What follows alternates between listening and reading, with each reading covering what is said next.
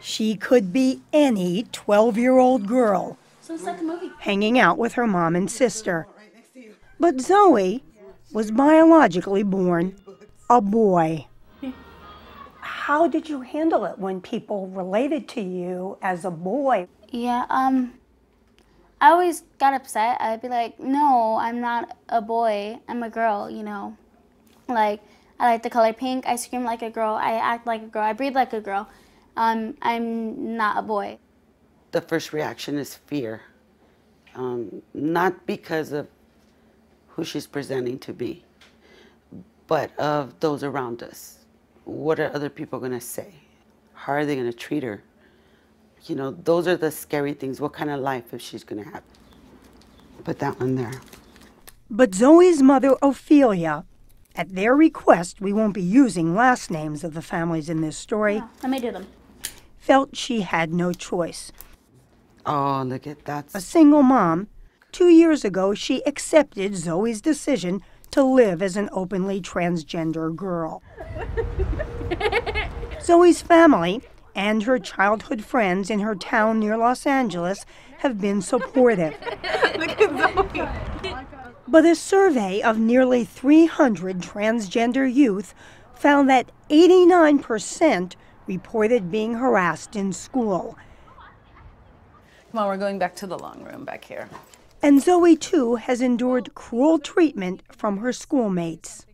Even like the kids that do seem like they're good kids, they even make fun of me. Like, they'll be like, yeah, we're your friend, just don't worry, tell us more about your stuff and how you're going through life, and then like they'll just turn on you and they'll be talking about what you tell them. Mm-hmm. Zoe's doctor, Johanna Olson, is a specialist in the care of transgendered youth at Children's Hospital, Los Angeles. She says that her patients have a condition known as gender dysphoria. The words that we use to describe persistent unhappiness, discomfort, and distress about the incongruence between the gender that you were assigned based on your anatomy at birth versus the way that you internally experience gender. Estimates on the number of transgender Americans range as high as 0.5% of the adult population, or about 750,000 people. But more and more young people are emerging as transgender. I see between 1 and 5 new trans kids a week. So the growth is tremendous. We've had something like a 330% increase over the year of 2013. It's just phenomenal. What do you think is happening? I mean, are there more transgender children? It's not so much that there are more transgender kids, it's that trans people are coming out earlier. We also know that among trans people, there are high rates of depression, anxiety, social isolation, suicide attempts. All of these things we see dramatically increased in trans youth.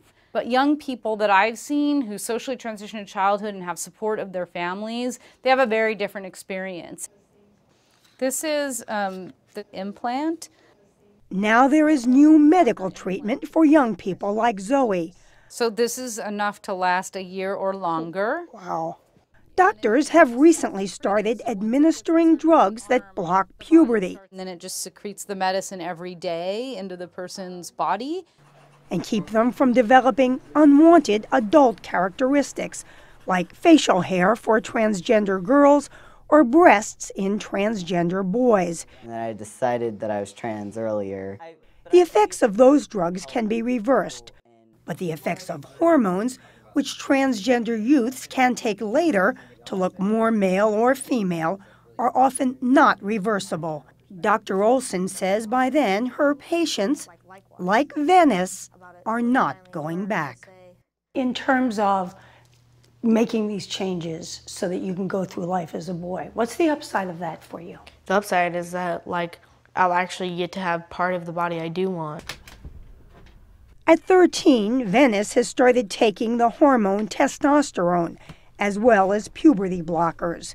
He says he has always felt like a boy, though he was born biologically a girl. But he says being trans has not been easy. It's been a difficult process because, well, no one really would want to be trans. No one would actually really enjoy it. And then there is the prospect of sex change surgery further down the road. Is that something that is a little bit scary to you? Yeah, I'm really afraid for bottom surgery, like how much pain it will cause. There are practical problems as well. California, where Venice lives, was the first state to pass a law specifically allowing transgender school children to use bathrooms, locker rooms, and even play on sports teams of the gender that they choose. Some school districts in California say. But opponents like Brad Dacus of the Pacific Justice Institute, a conservative legal group, claim the law could put an unfair burden on other children. You're saying under this law that a 13-year-old or 14-year-old girl in a locker room has to change and dress and be naked in front of, say, a 16-year-old boy, simply because a 16-year-old boy, who's a biological boy, but inside has a mental condition called gender identity dysphoria and thinks that he's a girl. This is ludicrous and really unreasonable. Dacus argues that while transgender kids should be treated with compassion, they should use separate facilities, say in faculty or nurses' offices. Venice's response? You can use a separate bathroom too. But Venice has had other issues to worry about. His parents are separated, and while his mother and brother have always been supportive, his father was not. Finally, Venice's mom, Trish, sent his father a letter. It said pretty much, you're on board with this, or you can't be in our lives because, a child that's not supported doesn't flourish. And Dad looked at that and decided, well, I can either have a son or I can have nothing. Nobody knows what we're going through. Today, Venice's father, Mike, has joined Venice's mother in a support group for parents of transgender kids. I was in a lot of fear and anxiety, and especially when my kid came out. And he acknowledges that he hired a series of therapists in an effort to convince Venice to live as a girl, all to no avail. So I was totally in the wrong area, spending lots of money trying to fix a kid that wasn't really broken. And parents are beginning to heed the wishes of their children at ever younger ages. The 6-year-old, happily jumping with her younger brother, is Maddie, originally named Matthias. Your mom told me that when you were born, everybody thought you were a boy, except you, right? What did you think? A girl. I was a girl. You knew? Yeah. How'd you know? I just figured that out. Maddie's parents, Christy and Enrique, say it started when she was younger than 2, going clothes shopping, for example. Christy and I would go to the boys section, and Maddie would start directly going to the girls section and wanting to pick clothes from there. Maddie's parents say she was miserable when treated as a boy, and by the time she entered kindergarten in San Diego last year, they felt they had to enroll her as a girl. You know that some people are going to see this story on television and say, oh my gosh, they should have waited. They should have insisted on waiting longer. Why didn't you wait longer? She was in pain. I don't see that there was really another option. She was uncomfortable. She was unhappy. You can't see your child suffer like that. Nothing's been done that can't be undone.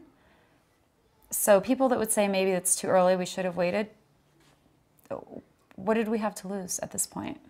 She's happier. Like all the parents we spoke to for this story, Christy and Enrique told us they decided to go public because they want to help other families facing the same issues.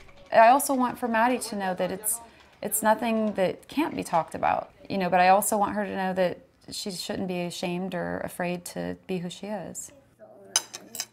While doctors say some children who identify themselves as the opposite of their physical gender do change their minds as they get older, there is little data on how often that occurs. So far, Maddie shows no sign of reconsidering.